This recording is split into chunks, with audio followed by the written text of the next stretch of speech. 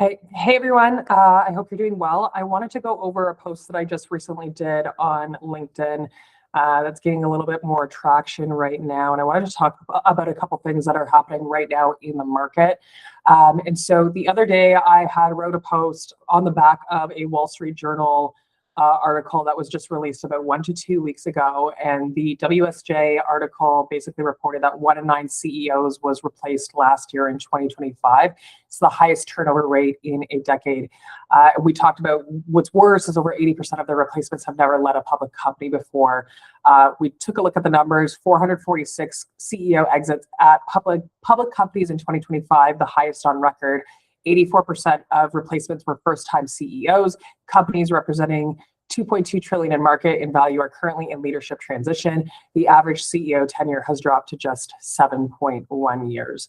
And so I decided to ask something uncomfortable on how are you monitoring what's happening in the market in real time. I think that this is really important because we need to understand where money is moving, why money is moving, what money moves for, and when money moves. So when you have an understanding of this, we're not going to be going into board meetings, we're not going to be going into investor meetings saying we don't know where the money is or whatever the case is, because no matter what product or service that you are trying to sell, whether you're a one-man show or you're a large organization, you need to have an understanding of where capital is flowing so that you can sit there in meetings and decide, okay, we're going to take this decision and we're going to decide to go into this market and sell our product or service there. Or we're going to take this idea because we know that there's money flowing here. And this is something important when you're paying attention to data, because one of the biggest struggles that I had was I didn't have this data in real time when I was using the other tools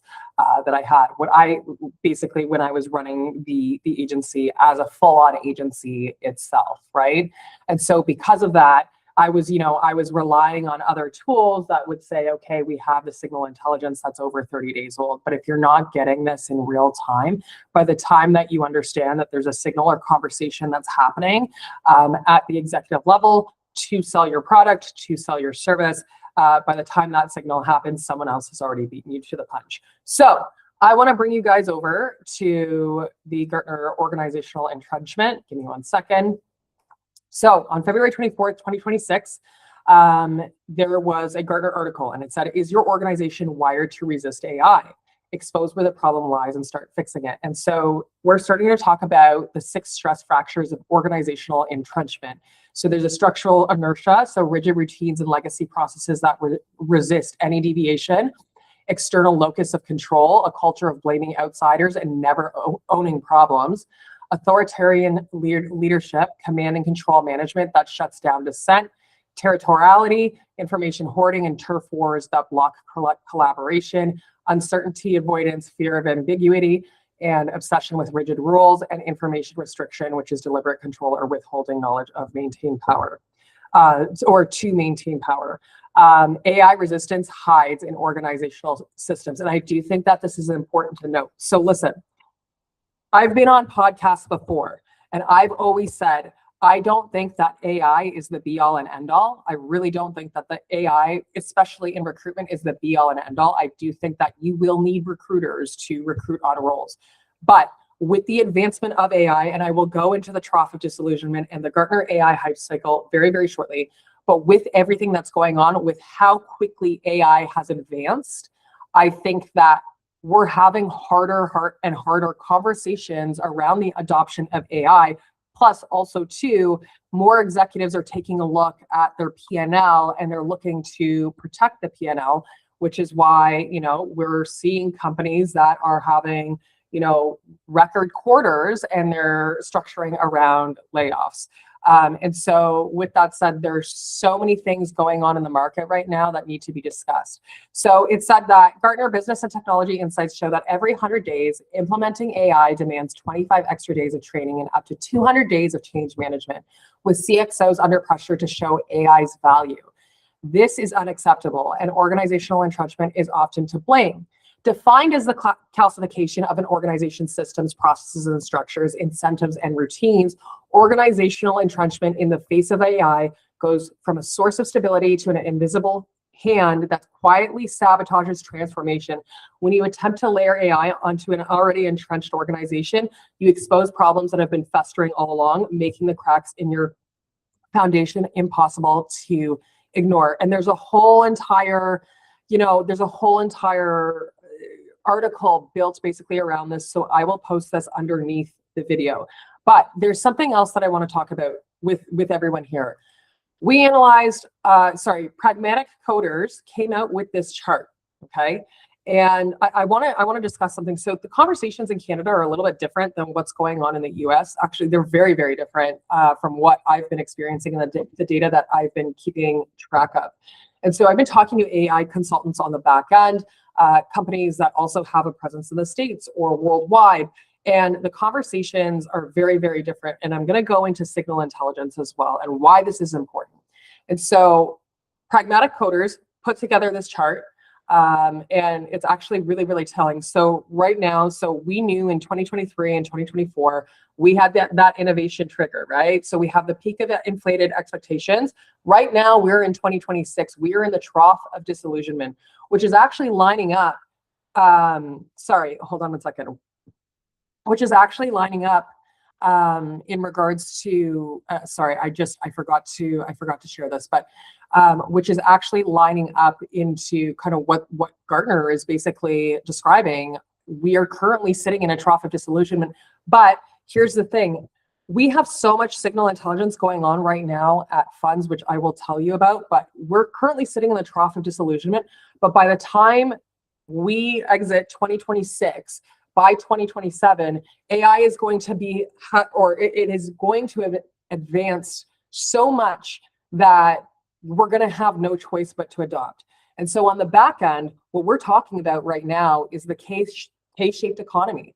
And it is a little bit, it's a little bit controversial because there are people that are doubting that this is happening. However, I have the signal intelligence on the back end to prove that we are kind of getting there. So when you're putting all of this information together between the boards, the CEOs not making movements, that are being let go. There's more pressure on executives more now than ever. Understanding where capital is flowing, understanding where money is moving in real time, having these real-time conversations. By the time we get to 2027, it is going to level out. And so what the K-shaped economy is basically saying, there are going to be people that are going to be in the adoption of AI, and they're going to thrive, and then you're going to have the people who are kind of behind and haven't adopted AI. And by that time, it may be too late. And so I'm going to go over to our signal intelligence as well. Give me 1 second. Let me share. Okay, so anytime I'm going through our Fundz dashboard, one of the first things that I do is I take executives through our trends map. And so in this trends map, when you're paying attention and you have an executive meeting around this every single week, you have an understanding of where capital is flowing, right? And so we take a look at different signals. We take a look at funding rounds, executive moves, product launches, mergers and acquisitions, and so many different other reasons on where capital flows.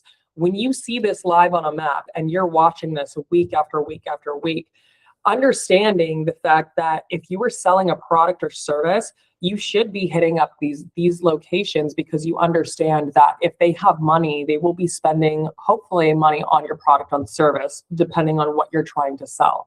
But I think that this is so important because when you're looking at these numbers and data in real time, instead of a month later, because some of the other platforms are providing the data about a month later, and then you're kind of late to the game because then these states, these areas, they're not going to be on the map in regards to funding trends. So I think it's really important to have this data in real time, not only for boards, not only for investors, but for executives as well, so that they understand where capital is flowing. Because then when you understand where the action is, that's where you need to be in regards to selling your product or service, right?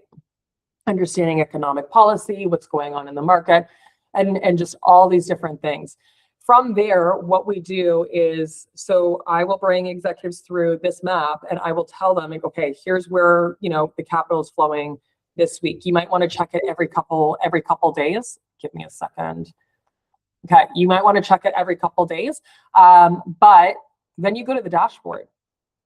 So full transparency, I used to rely on StatCan, the BLS jobs report, and I used to rely on the ADP employment report. Now, something really funny happened. So before January's BLS report came out, there is a hot industries list that we track for all of the signals that we have, right? When there's numerous signals that are happening in the market, we understand that the capital is flowing, right? Executive decisions are being made. So because they're making decisions around this, right? It's what is really going on in the market. And so we're tracking that. And so something funny happened where we saw construction 2 weeks before the BLS jobs report came out, construction, and it's still a hot market right now. We saw construction trickle way up. So I said to John, I was like, this is really interesting. We're going to see, if they actually start hiring and whatever the case is. And sure enough, on the BLS jobs report 2 weeks when it came out after the fact, construction upticked in hiring.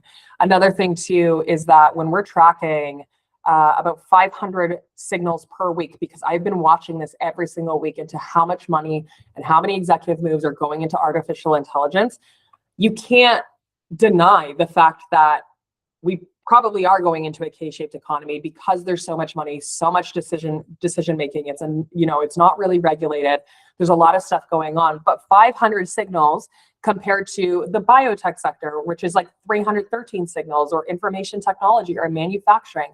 This has been consistent right across the board. So I just wanted to talk about these things with the audience because I think that capital flow is so important. And if you're not making sales, if you don't have the signal, if you can't point, and there was a saying that I used to be coached on when, I was in sports. It's point your toe where you want the ball to go.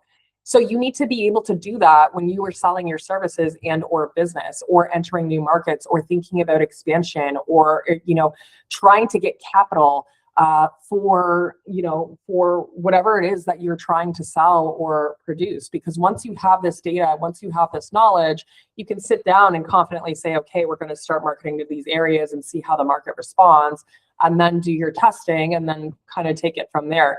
But you're always consistently pivoting, and you can do that with real-time data. So I just wanted to leave that with everyone here. I'm Jess. I teach executives how money moves, what money moves for, when money moves, where it's moving. And if you're interested in having a conversation with me, I will leave my link below. And if you're looking for a demo of Fundz to discuss this further, or discuss what's going on in your business so that you can start making the right moves, definitely hit me up and we will chat soon. Okay, thanks so much.